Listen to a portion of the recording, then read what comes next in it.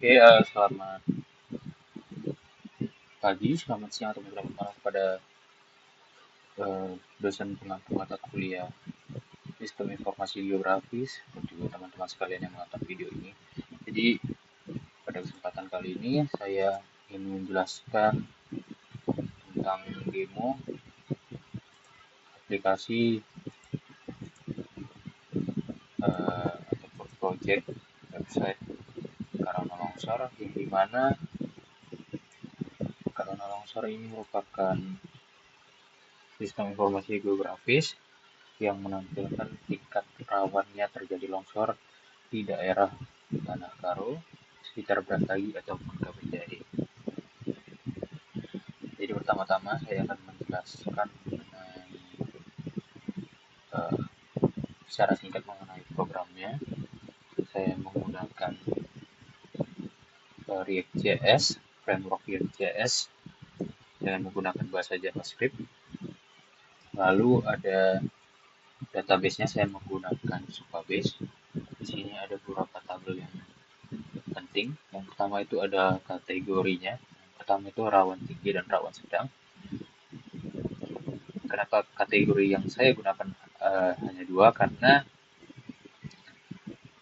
sebenarnya cukup satu saja, karena rawan tinggi sudah mencakup hampir semua yang perlu diketahui oleh user. Sedangkan untuk yang rendah itu berada di tempat ataupun kawasan selain rawan tinggi dan rawan sedang.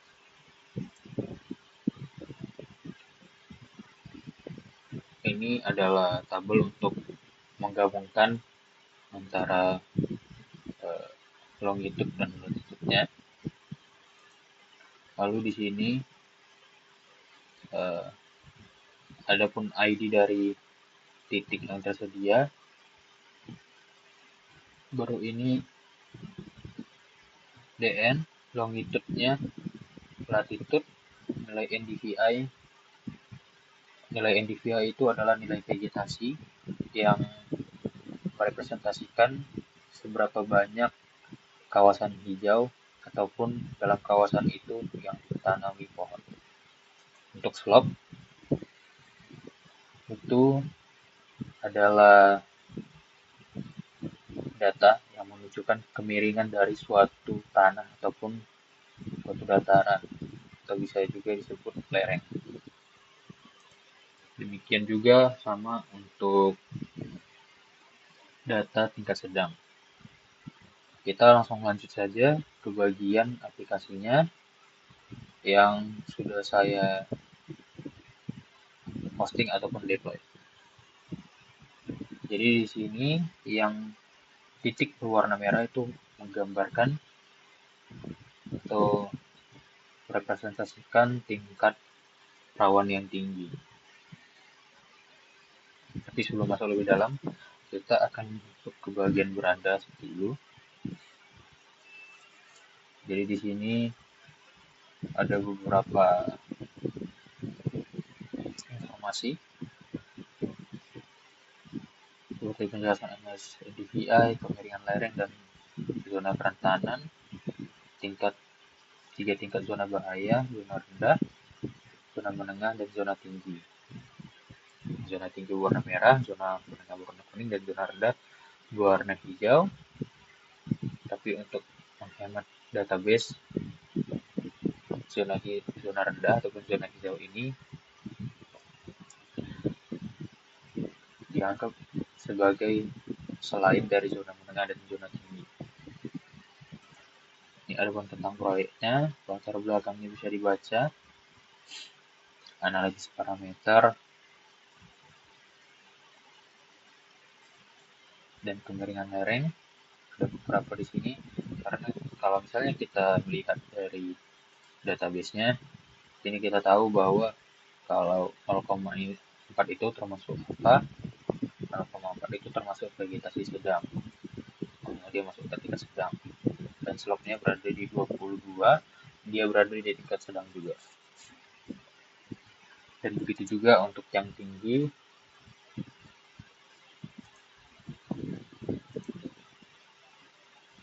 nilai DPI 0.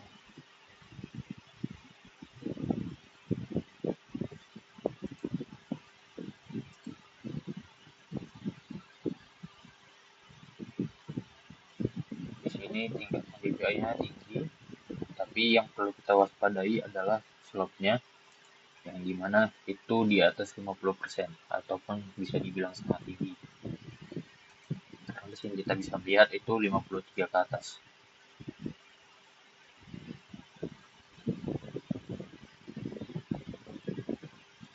Lalu selanjutnya untuk meditasi ini tanda-tanda peringatan longsor, apa yang harus dilakukan sebelum terjadinya longsor, dan apa yang harus dilakukan saat terjadi longsor dan setelah terjadi longsor. Adapun kontak darurat yang disediakan, lalu langsung masuk ke fitur utamanya. Nah, di fitur utama ini untuk mengefisiensikan, kita tutup dulu yang sedang karena fiturnya sama. Jadi di sini sudah di titik-titik atau dipetakan. Jadi masing-masing titik ini tidak menggambarkan langsung satu titik di tempat, dia menggambarkan 30 kali 30 meter kawasan. Jadi tetap menghitung seberapa banyak vegetasi di area tersebut. Misalnya kita mau melihat di sini, terlihat kemiringan 54,72 derajat yang cukup tinggi dan nilai DPI 0,8. Di sini kita bisa melihat juga dari tampilan satelit. Kita bisa melihat di sini nilai DPI-nya cukup tinggi.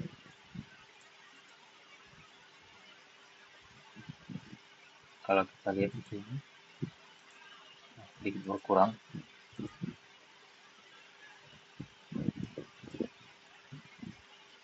Di sini masih tinggi 0,8. Nah, nilai kemiringannya itu juga meningkat pesat, yaitu menjadi 70 derajat ataupun di dalam perhitungan itu menjadi 70%.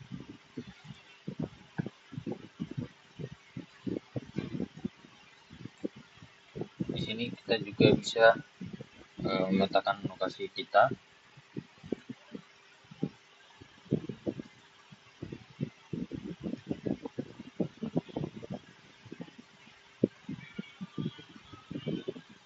Hitung misalnya kita sedang dalam perjalanan, mana lokasi yang rawan longsor yang berada di sekitar kita.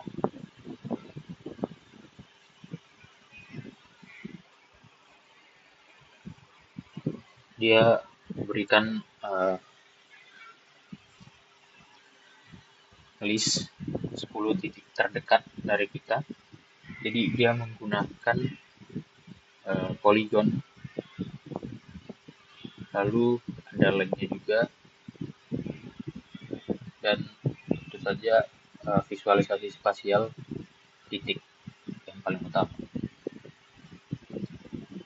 Jadi demikian yang bisa saya jelaskan mengenai longsor. Kemungkinan ada beberapa hal yang bisa menjadi tambahan dari longsor ini, seperti saran jalur yang dilewati untuk menghindari longsor dan lain sebagainya. Terima kasih atas teman-teman yang ataupun Bapak dosen yang sudah mendengarkan penjelasan dari saya. Saya tutup, mohon maaf jika ada kesalahan.